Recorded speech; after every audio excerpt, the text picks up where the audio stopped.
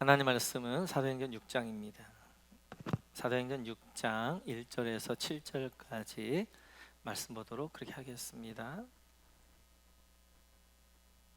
우리 같이 한 목소리 읽도록 하겠습니다. 사도행전 6장 같이 읽습니다.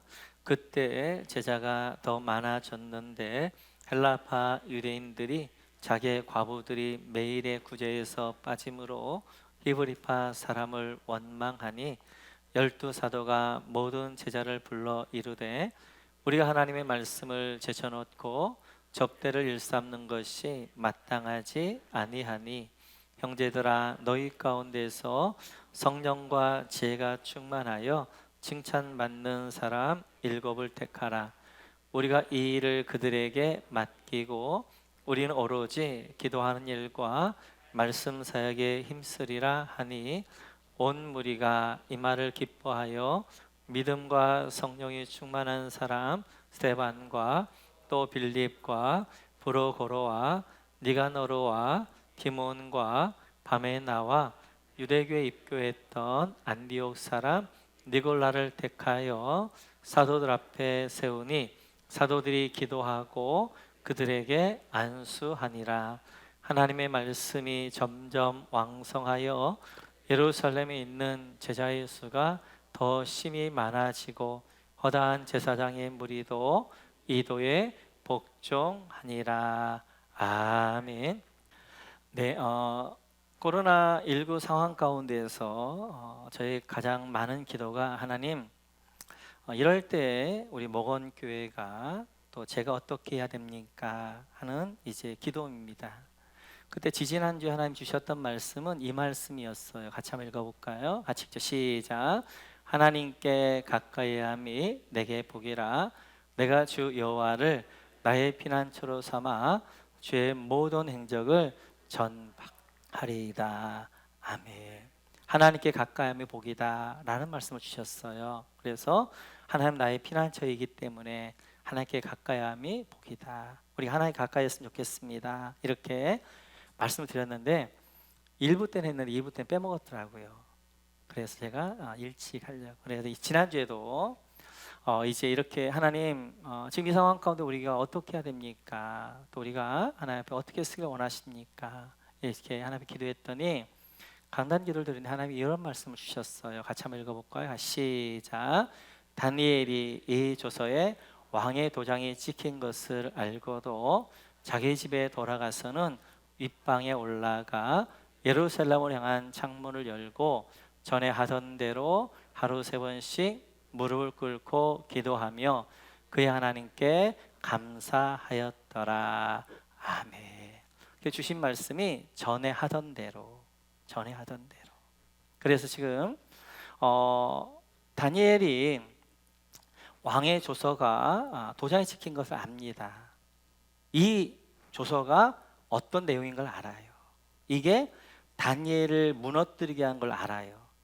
그럼에도 불구하고 다니엘의 자세는 전에 하던 대로예요. 하나님, 지금 형편이 이러니까 한 달간만 기도하지 않겠습니다. 아니면 하나님, 한 달간만 창문을 닫고 기도하겠습니다. 아니면 하나님, 한 달간만 속으로 기도하겠습니다. 그러지 않았어요. 잡힐 걸 알면서도 불구하고 어떻게 하는 거예요? 전에 하던 그대로 예루살렘 향한 창을 열고 하루에 3번씩 기도했다라고 말씀하게 되어져요. 그런데 물론 그래서 잡혀서 사자굴에 들어갔지만 하나님이 책임져 주시죠. 사자굴 가운데 그를 건져 주셨습니다. 가만히 보니까 제가 이걸 2월 23일 날 설교했더라고요. 이 부분을 가지고, 전에 하던 대로 가지고. 그래서 아마 이제 하나님 우리에게 지금 우리가 하기를 원하시는 것은 전에 하던 대로인 것 같아요. 그래서 우리가 이 말씀을 좀 묵상하면서 우리가 환난과 어려움 가운데 정말 중요한 것이 전에 하던 대로 평상심을 찾는 것입니다. 그래서 좌우로 치우치지 아니하고 정말 베세메스 암소와 같이 한 발 한 발 전에 하던 대로 그대로 가는 것, 이게 중요할 것 같아요. 이게 능력인 것 같아요. 이게 어려움들을 이겨나가는 힘인 것 같아요. 좌로나 이제 환경을 바라보거나 우러나 사람의 소리를 듣지 아니하고, 그리고 어떻게 하나 베스메스 암소의 소가 소돔과 같던 것처럼 지금 하나님이 이 시대 가운데 나에게 뭘 원하시는가? 우리가 어떤 환경에 어렵고 핍박이 올 때일수록 우리가 중요한 것이 평정심을 잃지 않는 거예요. 전에 하던 대로 하는 것입니다. 그것이 어떻게 하냐? 그 어려움들을 이겨내는 힘이 되어져요. 능력이 되어져요. 그래서 이제 그 전에 하던 대로 말씀을 주시고 저에게 주셨던 찬양이 주님은 산 같아서입니다. 주님은 산 같아서 언제나 그 자리에 계셔요. 우리가 눈을 들면 그 주님의 그 사랑을 우리가 알게 되어지는 거예요. 그 주님은 말씀하셔요. 산 같아서 언제든지 말씀하시기를 수고하고 무거운 짐진 자들아 다 내게로 오라. 내가 너를 쉬게 할 것이다. 그래서 시편 기자는 고백합니다. 내가 산을 향하여 눈을 들리라. 나의 도움이 어디서 올꼬? 나의 도움이 천지를 지으신 여호와에게서로다. 하나님은 언제나 그 자리에 계신 줄로 믿습니다. 그 믿습니다. 우리의 피난처, 우리의 쉴 곳, 그것은 하나님의 품인 줄로 믿습니다. 전에 하던 대로 이 말씀 기억하면서 이제 이 어려움 가운데서도 이 말씀 묵상하면서 이 없는 여러분들 잘 기억했으면 좋겠습니다. 계속해서 사도행전 말씀을 볼 터인데요, 6장 1절을 보면 이렇게 말씀합니다. 같이 읽죠. 시작. 이 시기에 제자들이 점점 불어났다. 그런데 그리스 말을 하는 유대 사람들이 히브리 말을 하는 유대 사람들에게 불병을 터뜨렸다. 그것은 매일 구제한 일에 있어서 자기네 과부들이 소홀히 여김을 받았기 때문이었다. 제가 살펴봤던 것처럼 사도행전 5장까지 무리였습니다. 근데 5장에 이제 핍박을 통하여서 뭐가 되어지면 제자가 되어지는 거예요. 제자가 점점 불안 많아졌습니다. 근데 교회에 문제가 생기기 시작한 거예요. 헬라파 유대인들과 이제 히브리파 그리스도인 가운데 헬라파 그리스도인들이 불평과 원망이 있기 시작해요. 그래서 불평과 원망을 터뜨리기 시작합니다. 예루살렘 교회는 두 그룹으로 되어져 있어요. 하나는 히브리파 그리스도인, 하나는 헬라파 그리스도인. 히브리파 헬라파는 그것은 다른 말로 하면 무슨 말을 쓰느냐 하는 거예요. 히브리파 그리스도인들은, 유대인들은 예루살렘 땅 안에 살면서 히브리 말을 주로 쓰는 사람입니다. 근데 헬라파 유대인들, 헬라파 그리스도인들은 디아스포라들이에요. 그래서 이제 이스라엘이 아니라 로마, 그 다음에 터키, 메소포타미아, 그 다음에 아프리카 이렇게 살았던 사람들, 유대인이지만, 그리고 그 사람들 헬라 말을 쓰는 것이 편해요. 헬라 말을 주로 썼던 사람들을 헬라파 그리스도인, 헬라파 유대인 그렇게 이야기하게 되어졌어요. 근데 이제 헬라파 그리스도인들이 이제 히브리파 그리스도인들 교회 리더를 향하여서 불평하기 시작하고 원망하기 시작하게 되어집니다. 사단이 교회를 무너뜨리게 잘 쓰는 방법이 뭐냐면 원망과 불평을 통한 분열이에요. 사단은 늘 교회 공동체를 파괴하기를 원합니다. 교회 공동체를 무너뜨리기 원해요. 그리고 우리가 늘 살펴봤던 것, 첫 번째 했던 것이 환난과 핍박이었습니다. 환난과 핍박을 통하여서 이제 예수님께를 무너뜨리려고 했는데 그 가운데서 그 성도들은 그 환난과 핍박에 의해서 더 어떻게 담대히 봉을 준 거예요. 더 든든하게 서가는 거예요. 많은 사람도 구원받게 되어지는 거예요. 그러니까 두 번째 썼던 방법이 뭐냐면 교회를 죄로 부패시키는 거였죠. 아나니아와 삽비라는 거짓 헌신을 통하여서 교회에 죄가 들어오게 하고 죄를 통해 교회를 부패시키고 타락시키는 것. 그런데 그것을 교회 리더들이었던 사도들이 영적으로 잘 분별해서 그걸 어떻게 가려내게 되어져요. 그것도 안 되니까 어떻게 세 번째로 썼던 이 교회를 파괴해서 썼던 방법이 이간하면서 어떻게 하는 거예요? 원망과 불평을 통하여 서로 분열시키는 거였어요. 이 문제도 예루살렘 교회는 사도들의 지혜를 통해 잘 극복해 갑니다. 그런데 지금도 사단이 교회를 무너뜨리는 방법이 이 방법인데 지금은 너무나 잘 먹혀요. 대부분의 교회들이 이 불평과 원망을 통한 분열로 말미암아 싸우고 나누어지고 무너지고 그렇습니다. 그리하여서 우리가 교회 살아가면서 어찌하여 중요한 것이 이 원망과 불평의 이 죄, 이것을 막는 거예요. 신구약 성경을 보면 대부분 사람들이 망하고 저주받고 죽었던 것이 뭐냐면 원망과 불평죄입니다. 그 대표적인 것들이 민수기인데 같이 한번 읽어볼까요? 같이 시작. 온 회중이 소리를 높여 아우성쳤다. 백성이 밤새도록 통곡하였다. 온 이스라엘 자손이 모세와 아론을 원망하였다. 온 회중이 그들에게 말하였다. 차라리 우리가 이집트 땅에서 죽었더라면 더 좋았을 것이다. 아니면 차라리 우리가 이 광야에서라도 죽었더라면 더 좋았을 것이다. 지금 이스라엘이 출애굽했습니다. 가데스 바네아에 있습니다. 12명의 정탐꾼을 가나안 땅에 보냈어요. 그들이 갔다 와서 보고를 합니다. 10명이 어떻게 보고하냐면 그 땅은 정말 하나님이 약속한 것처럼 젖과 꿀이 흐르는 땅이더라.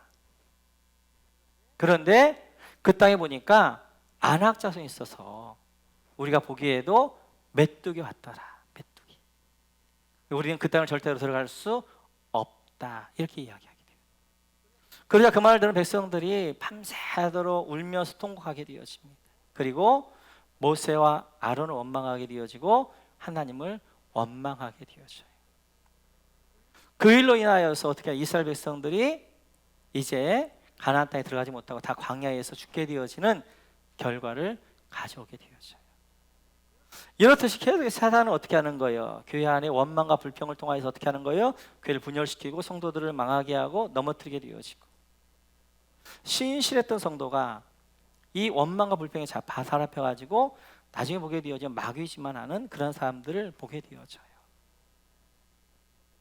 그래서 오늘 이제 본문을 보게 되어지면 이렇게 초대교회도 원망과 불평을 통하여서 초대교회를 분열시키게 되어지는데, 그렇다면 헬라파 그리스도인들이 왜 이렇게 원망하게 되어졌는가? 우리가 원망과 불평이 나오는 이유가 무엇인가? 오늘 본문에 보면 크게 두 가지로 설명하고 있습니다. 첫 번째는 섭섭함이에요. 섭섭함. 그러니까 지금 히브리파 그리스도 유대인들이 있는가, 헬라파 유대인들이 있는데 헬라파 유대인들이 훨씬 더 헌신도가 높습니다. 왜냐하면 이 헬라파 유대인들, 그리스도인들은 지금 저기 멀리 로마, 터키, 메소포타미아, 아프리카에서 오순절 지키려고 예루살렘까지 왔단 말이에요. 왔다가 베드로의 설교를 듣고 회개하게 되어지고 집에도 안 돌아가 어떻게 하는 거예요? 거기서 말씀을 듣고 있어요. 집도 없지요. 먹을 것도 부족하지요. 그러나 하나님 말씀을 배워서 일단은 말씀 배운 다음에 그 말씀 가지고 나가야 되기 때문에 거기서 말씀을 듣고 있는 거예요. 헌신도가 대단한 거예요. 그러면 이 헬라파 그리스도는 어떤 생각을 가지고 있냐면, 그러면 적어도 교회나 히브리파들이 배려해 줄 줄 알았어요.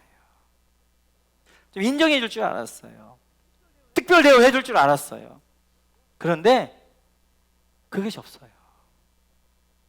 보니까 히브리파나 헬라파나 별 상관이 없어요. 그러니까 그 마음 가운데 헬라파 유대인들 가운데 뭐 어떤 마음이냐면 섭섭한 마음이에요. 섭섭한 마음. 우리가 이렇게 헌신했는데 왜 우리에 대해 더 좀 알아주지 않지? 더 좀 인정해 주지 않지? 이런 마음이 들기 시작하는 거예요. 그래서 어떤 목사님이 이야기하는데 교회 모든 문제는 출발은 어디서부터 하느냐? 섭섭마귀가 들어오면서부터 출발한다는 거예요. 교회 모든 문제는 섭섭마귀. 그래서 섭섭마귀를 못 잡으면 그 마음이 지옥이 된다는 것입니다. 특별히 교회 리더들, 헌신하는 분들이 넘어지기 쉬운 게 이거예요. 이거. 그래서 교회에 헌신한 분들이 교회에 분란을 일으키고 불평과 원망이 많은 이유 중에 하나가 뭐냐면 섭섭함이에요. 내가 이렇게 헌신했는데, 내가 이렇게 수고했는데 왜 나를 좀 더 알아주지 않지? 왜 좀 칭찬해 주지 않지? 왜 나를 좀 인정해 주지 않지? 이런 섭섭한 마음이 있게 되어져. 섭섭한 마음이 있게 되어져. 그 다음에 뭐가 있게 되어? 그 다음에 불평과 원망이 자꾸만 나오게 되어지는 것들을 볼 수 있어요. 저도 이번 주간에 조금 섭섭한 마음이 있었습니다. 그래서 조금 제 마음이 굉장히 많이 안 좋았어요. 왜 이렇게 섭섭한 마음이 있나 봤더니 내가 참 잘해줬는데 이게 돌아오는 게 별로 없더라고요. 그러다 보니까 이게 섭섭한 마음이 드는 거예요. 그래서 강단 기도하면서 하나님 앞에 토로했지. 하나님, 지금 섭섭합니다.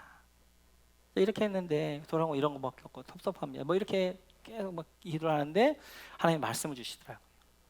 초심으로 돌아가라.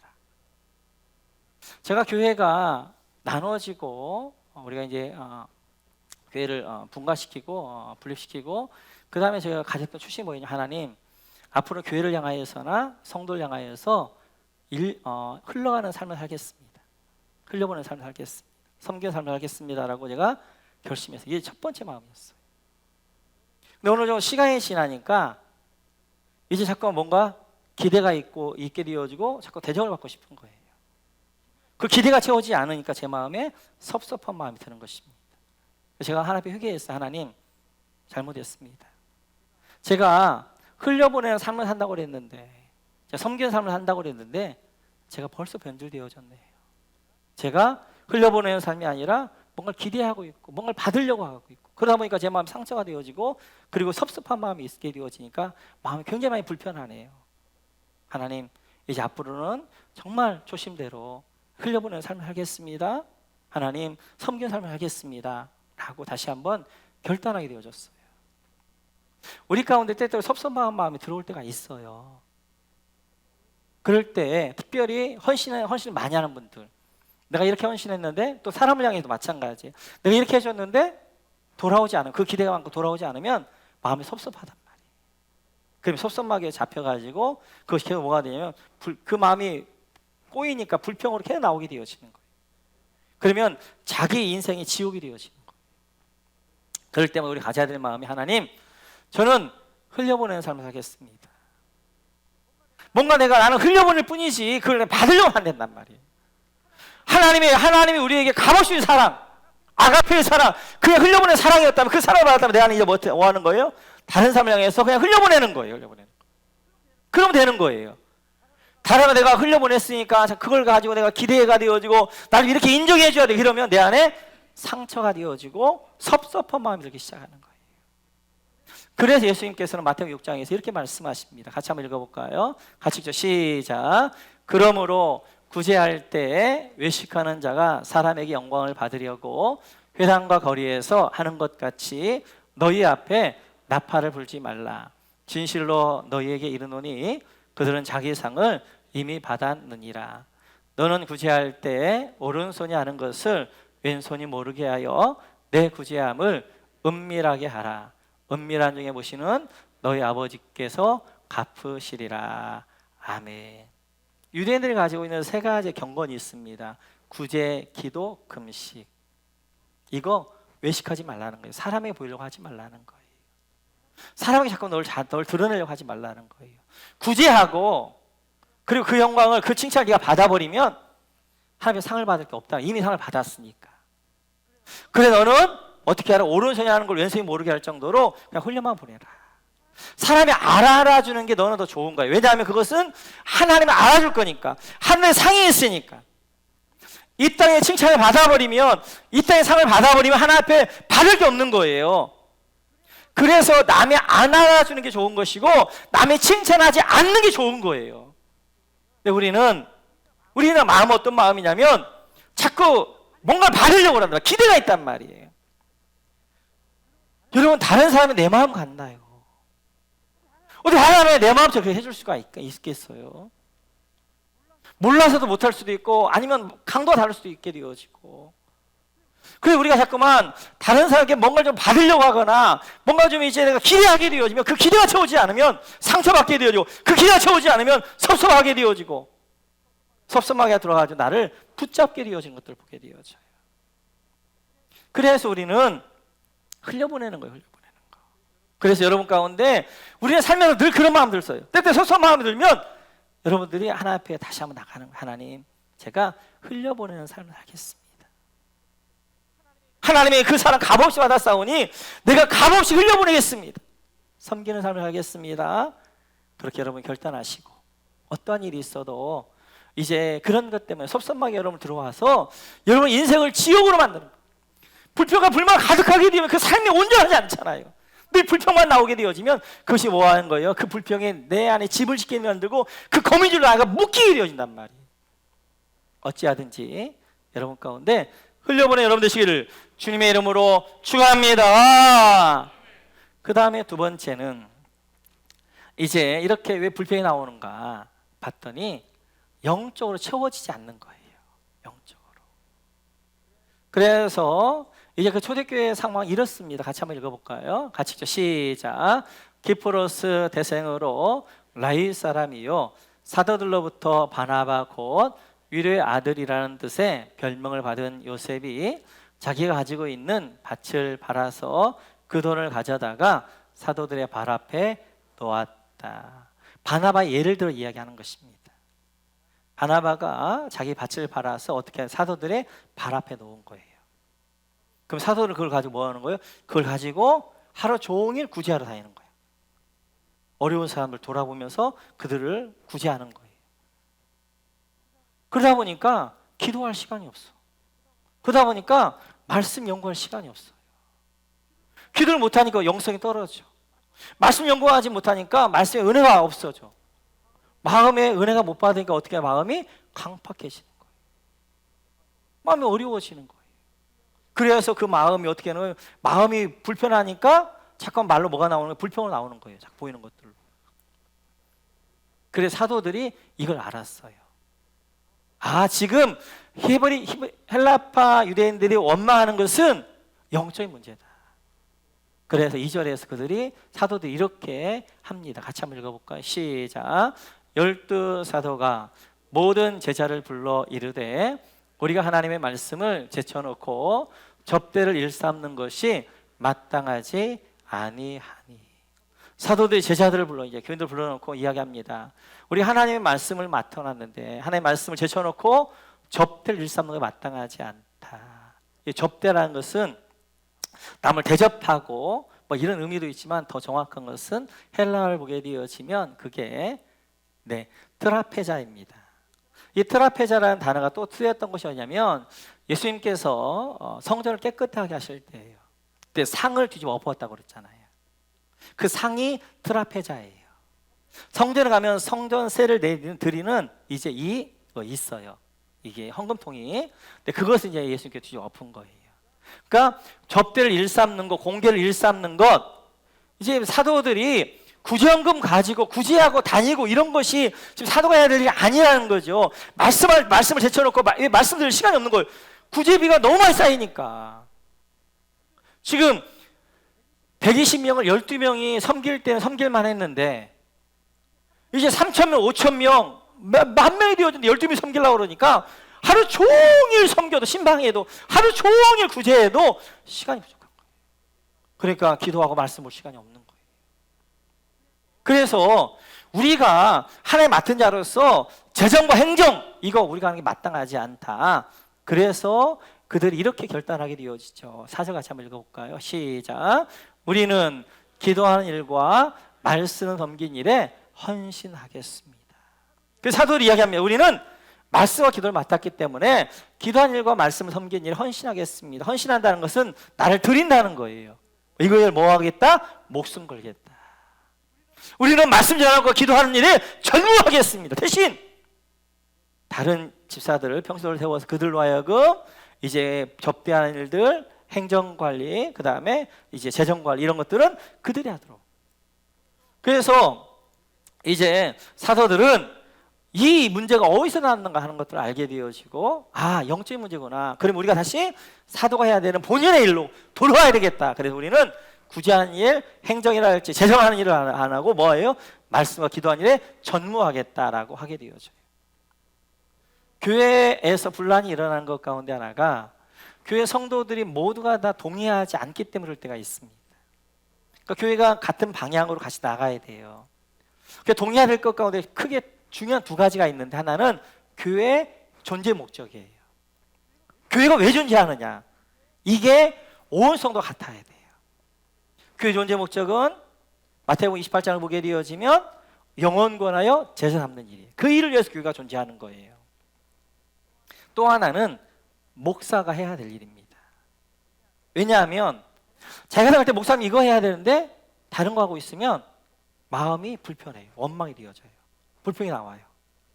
내가 할 때는 목사님 이래야 되는데 목사님 이렇게 한단 말이에요. 그러면 내 안에 뭐가 있는 거예요? 그 목사님에 대한 불평이 있게 되어지는 거예요. 그러면 우리의 기준은 늘 말씀이잖아요. 내가 생각할 때 목사님 이래야 되고, 내가 생각할 때 목사님 이래야 되고, 이게 아니라 말씀에서는 그러면 사도의 권위를 가지고 있는 목사가 뭘 해야 되느냐? 오늘 4절에서 이야기하는 것처럼 말씀과 기도한 일에 전무하는 거죠. 그래서 사역권을 가지고 있는 목사가 해야 될 일은 말씀과 그 공무처예요. 말씀과 기도한 일에 전무하는 것. 이것이 바로 목사가 해야 될 일이에요. 목사님이 말씀 연구하고 막 돌아다니며 정치하면 불평하셔도 돼요. 목사님 기도하지 않고 막 다른 데만 다니고 있으면 불평하셔도 돼요. 적어도 우리 목사님은 말씀과 기도의 일에 전무하려고 노력한다. 기도의 자리에 없으려고 할 줄 알고 정말 말씀을 잘 연구해서 성도들에게 꿀같은 말씀을 주려고 한다. 그러면 오케이 되는 거예요. 좀 신방은 좀 못해도, 좀 관심은 좀 덜해도, 왜냐하면 목사 시간도 한정되어져 있는 거예요. 그 시간 어떻게 하는 거예요? 어떻게 하면 선택과 집중이에요. 뭘 선택해서 어디에 집중할 것이냐? 선택은 뭐예요? 말씀과 기도하는 일. 기도를 통해 하나님 주신 말씀 가지고 교회의 어떻게 방향성을 정하는 거죠. 리더십 발휘하는 거죠. 말씀을 통하여 성도들에게 어떻게 하는 거예요? 말씀이 이제 예배가 풍성해야 하는 것이죠. 목사가 다 할 수 없어요. 목사가 몸이 하나하고 시간이 한정되어져 있으니까. 그 시간을 어떻게 하는 거? 어떻게 하든지 말씀과 기도에 전무하는 거죠. 그걸 하고 있으면 오케이예요. 오케이.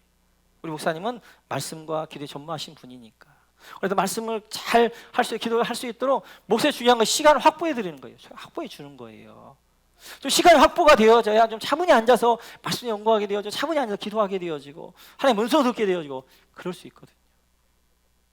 그래서 초대교회는 이렇게 이제 사도들이 문제가 왜 왔는가를 알고 그 문제 해결책을 하면서 그들에게 사람을 세웁니다. 같이 한번 읽어볼까요? 같이 시작. 모든 사람이 이 말을 좋게 받아들여서 믿음과 성령이 충만한 사람인 스데반과 빌립과 브로고로와 니가노르와 디몬과 바메나와 안디옥 출신의 이방 사람으로서 유대교에 개종한 사람인 니골라를 뽑아서 사도들 앞에 세웠다. 사도는 기도하고 그들에게 안수하였다. 아멘. 그래서 이제 어떻게 하는 거예요? 이제 사도들, 12사도는 말씀과 기도에 전무하게 되어지고, 또 행정과 재정할 수 있는 7명을 세우게 돼요. 7명을 세워서 그들로 하여금 그 사역들을 행정하고 재정하고 이 사역들을 감당하게 하게 하는 것입니다. 이렇듯이 이렇게 되어지니까 이제 교회가 어떻게 하는 거예요? 이제 목회자가 해야 될 일과 평신도가 해야 될 일이 딱 나눠지는 것이죠. 그럼 목회자는 목회자가 해야 될 일들을 하는 거예요. 사도는 사도가 해야 될 일, 말씀과 기도하는 일들, 그 다음 평신도들은 재정과 교회 일을 돌보고 행정하는 일들을 하게 되어져요. 그러니까 어떻게 하냐면 7절에 보게 되면 교회가 이렇게 되어집니다. 같이 한번 읽죠. 시작. 하나님의 말씀이 점점 왕성하여 예루살렘에 있는 제자의 수가 더 심히 많아지고 허다한 제사장의 무리도 이도에 복종하니라. 아멘. 이렇게 이제 문제가 해결되고 나니까 그 다음에 하나님 말씀이 점점 왕성하여지는 거예요. 목사가 기도하면서 영권을 가지고 있어요. 말씀 연구에서 말씀의 은혜가 이어져요. 그 말씀을 선포하기 시작하니까 교회가 힘있게 되어져요. 말씀이 힘있게 되어져요. 성도가 힘있게 되어져요. 회복하게 되어져요. 그러니까 점점 하나님의 말씀 왕성해질 뿐만 아니라 제자의 수가 많아지는데요. 무리가 아니라 제자가 많아집니다. 근데 어떻게 표현하면 더 힘이 많아졌더라. 그냥 많아진 것이 아니라 더 많아졌고요. 어떻게 많아진 거예요? 힘이 많아졌고요. 어떻게 많아진 거예요? 많아지게 되어진 거예요. 교회가 점점 힘을 얻으니까 그렇게 돼요. 누구까지요? 제사장의 무리들까지도 이 복음 앞에 복종하게 되어진, 역사 있게 되어져요. 제사장들 누구예요? 예수님 십자가에 못 박아 죽인 무리들이잖아요. 제사장이 누구예요? 얼마 전까지만 해도 너희들 예수의 이름으로 전하지 말아라 라고 했던 그 사람들, 그 제사장들까지도 이 말씀 앞에, 복음 앞에 무릎 꿇게 되어 복종하게 되어지는 역사가 있었다라고 말씀하게 되어져요. 갈등이 나쁜 게 아니에요. 갈등은 우리 안에 있는 문제를 보게 하는 하나님의 사인이에요. 중요한 것은 그 갈등을 어떻게 풀어갈 것이냐 하는 것이 중요해요. 우리는 갈등을 풀어갈 수 있는 그런 좋은 해결 방법, 갈등을 잘 풀어가는 그런 능력들이 부족해요. 나중에 우리가 갈등을 어떻게 해결할 것이, 하나님 갈등 어떻게 주시고 갈등 어떻게 해결할 것인가 살펴볼 터인데, 갈등은 잘 해결해 가게 되어지면 유익한 거예요. 지금 120명의 교회에서 지금 수만 명의 교회가 갔단 말이에요. 그러면 조직 자체가 달라져야 되는 거예요. 120명의 성도였을 때는 12명의 사도가 다 됐어요. 그런데 이제는 3,000명, 5,000명, 10,000명이 되면 안 된단 말이에요. 그럼 한 번 이제 초대교회가 예를 들어 업그레이드 해야 돼요. 그게 뭘로 나온 거예요? 갈등으로 표출되어지는 거예요. 그 갈등을 어떻게 하는 거예요? 잘 수습해야 하니까 어떻게 해요? 교회가 든든한 기반이 세워지는, 이제 120명의 교회가 아니라 10,000명의 교회로 만들어지게 되어지는 과정이 되어진단 말이에요. 이렇듯이 부부의 갈등도 좋은 거예요. 갈등이기 때문에 문제를 보고 그 문제를 통해 온전하게 해결하면서 하나가 되어지는 거예요. 목장에도 마찬가지예요. 사람을 통해 갈등을 통해서 뭘 하는 거야? 하나님은 나를 보게 하시는 거예요. 갈등이 있을 때 자꾸 다른 사람에게 뭐 욕하지 말고, 다른 사람을 탓하지 말고, 나에게 어떤 문제가 있어, 왜 이 갈등이 있는가 보면 내 안에 해결해야 될 문제가 있네요. 이제 내 안에 모난 부분이 있는 거예요. 그러니까 갈등이 있는 거예요. 그 부분을 해결해 가는 거예요. 교회도 갈등이 있으면서 그 갈등을 해결할 교회가 더 든든하게 아름답게 세워져 가는 것입니다. 그 갈등을 잘 해결해 갔더니 하나님이 그 길을 더 든든하게 하시고, 그래서 이제 목회자, 사도가 해야 될 일들, 평소에 해야 될 일을 하니까 그거 힘이 있어요. 하나님 말씀이 왕성하게 되어져요. 수많은 세상의 무리들도 이 도 앞에, 이 복음 앞에 무릎 꿇고 복종하게 되어지는 거예요. 초대교회 예루살렘 교회가 제사장 예수 믿을 것 같지 않았던 제사장들도 예수 영접하고 보바에 무릎 꿇었던 것처럼, 우리 목원교회가 예수 믿지 않을 것 같다면 예수 믿는 교회 할렐루야, 변화될 것 같지 않은 변화되지 않은 교회 할렐루야, 모든 성도 행복한 우리 목원교회가 되시기를 주님의 이름으로 축원합니다.